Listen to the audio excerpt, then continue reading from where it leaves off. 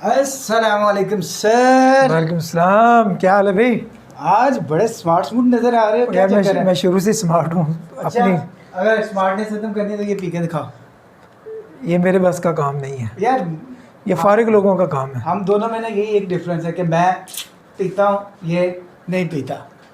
Okay, ये आज कौन सा टॉपिक हमने स्टार्ट करना है? टॉपिक यार हमने जो स्टार्ट करना है वो बड़ा ही इंपॉर्टेंट टॉपिक है और बच्चों को इसमें बहुत ज़्यादा कन्फ्यूजन आती है। टॉपिक का नाम है जी thermal properties of matter. Matter या मटर? मटर, thermal heat property, heating property भाई, गर्मा गर्म। ओके जी, गर्मा-गर्म सबसे पहले इसके अंदर जो टॉपिक आता है और वो टॉपिक है जी definition of heat capacity. Heat capacity basically क्या होता है मैं आपको बताता हूँ जी। ये देखो, ये मेरे पास है एक मेटल का पीस जो मैंने गाड़ी के हैंडल के दरवाजे के ऊपर से उतार लिया था, ठीक है। बस जो चीज़ मिल गई मैंने उतार ली। देखो फिजिक्स होते हैं ना, आपकी डेली लाइफ से आप चीज़ें उतार के गाड़ी की, घर की, बर्बाद बूद कर करा के, तोड़ मोड़ के जो है फिजिक्स सीख सकते हो। उसके अलावा कोई हल नहीं। आप बहुत दिन महंगी चीज़ें बाजार से खरीद कर लो भाई, अल्लाह मियाँ ने घर क्यों दिया है? घर से चीज़ें निकालो, घर से चीज़ें इस्तेमाल करो। तो मैंने अपनी गाड़ी से ये मेटल पीस निकाला है। इस मेटल पीस को मैंने प्रोवाइड करनी है, ये लो देसी बर्नर, इसको मैंने प्रोवाइड करना है हीट एनर्जी। ये देखो एक वो ताजा है रोए। अच्छा, क्या हुआ? इसका टेम्परेचर, मैंने इसको हीट एनर्जी प्रोवाइड की। हीट एनर्जी प्रोवाइड करने से इसके टेम्परेचर में अगर चेंज आए 1 डिग्री सेंटीग्रेड या 1 केल्विन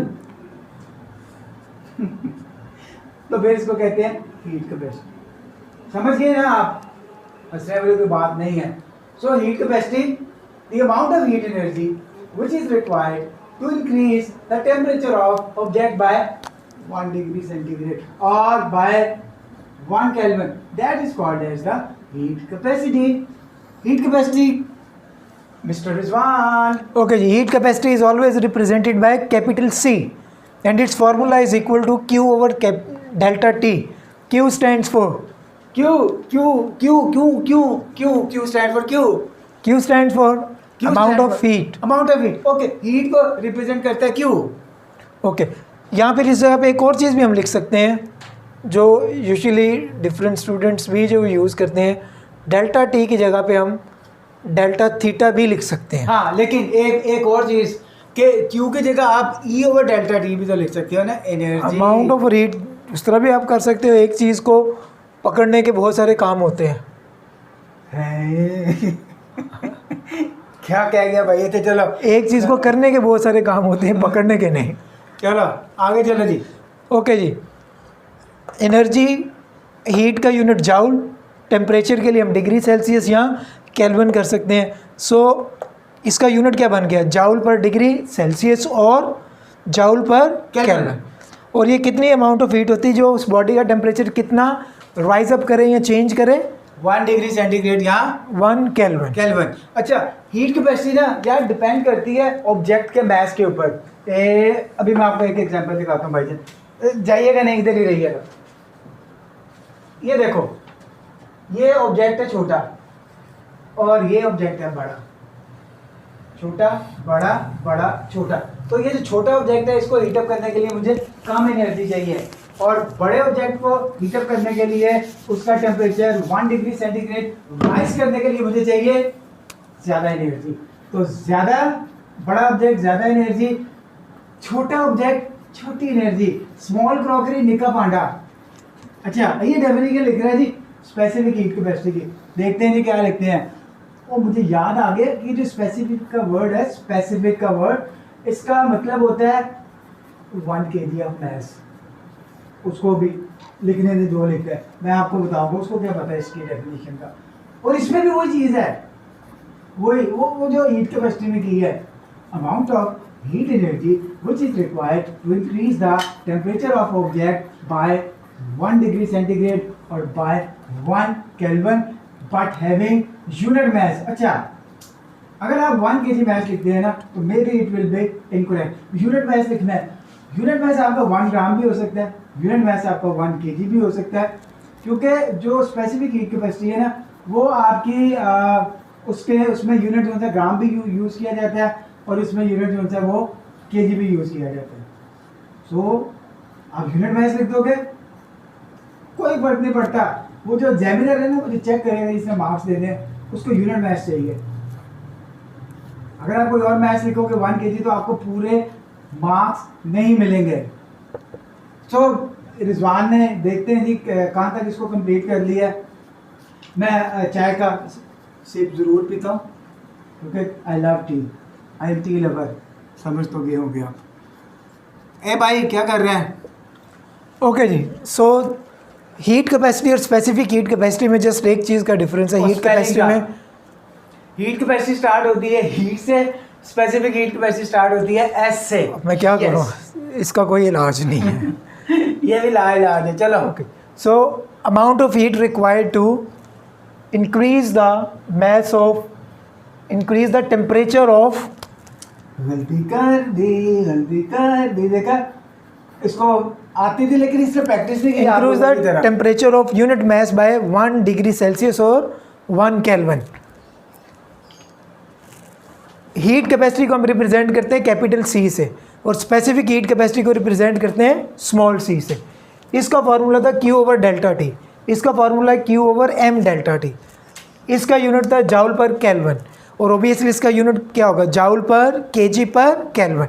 सो यहाँ से हम Q का फार्मूला बना लेते हैं, Q is equal to M C delta T लिख दो या फिर E equal to M C delta theta, यहाँ पे is equals to M C delta theta.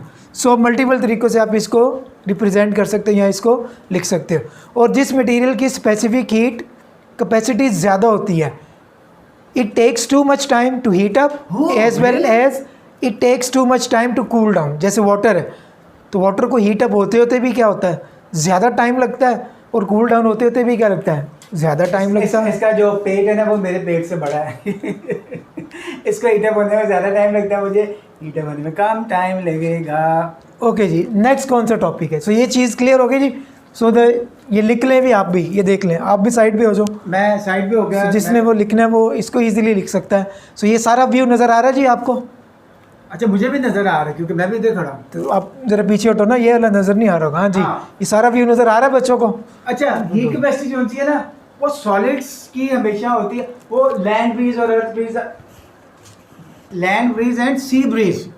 So land breeze और सी ब्रीज में इसका वो फार्मूला नहीं आपने यहाँ पे लिखा, E equal to power into time. उसकी क्या ज़रूरत है भाई लिखने की, क्योंकि जब आप इलेक्ट्रिकल एनर्जी प्रोवाइड कर रहे हैं तो आप करंट प्रोवाइड कर रहे हो, आप वोल्टेज प्रोवाइड कर रहे हो। सो इसमें दो फार्मूले और आप लिख सकते हो, वो instead of Q equal to M C delta theta आप यहाँ पे लिख दो जी PT equal to M C delta theta. इधर आओ भाई, mister Rizwan, come on baby. Baby बात ही नहीं सुन रही मेरी, देखे कैसी कमाल की बेबी है, बेबी नहीं बेबा है। मैं लिखता हूँ भाई, ये आप ये पकड़ो मेरे मेटल की चीज़ें, ये गुम ना कर देना, घूम के। ओ mister Rizwan, P equal to VI and E equal to PT। So energy आपके पास इसकी, क्योंकि ये देखो ये बड़ी बात है यार, ये इलेक्ट्रिकल हीटर ही बना छोड़ा है इसने, क्या बात है जी, मेरी आपकी नहीं। सो यहाँ पे E की जगह फिर आप फार्मूला क्या यूज़ करोगे, क्योंकि आप प्रीवियस चैप्टर में जो चैप्टर था वर्क पावर एंड एनर्जी, उसमें आप फार्मूला पढ़ चुके थे P equal to E/T। So E equal to PT, तो आप फाइनल फार्मूला लिख दो आप, PT इक्वल टू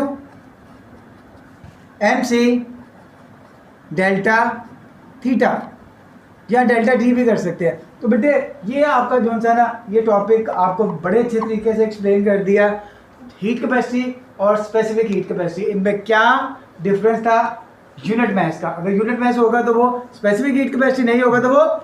और इसके अंदर ये डायग्राम यूजुअली लेबल करने के लिए आती है कि V stands for voltmeter, A stand for ammeter, ammeter is always connected in series, voltmeter is always connected in parallel. Okay, take care. Next topic हमारा होगा जी curves के ऊपर, heating and cooling curve. Take care, bye bye.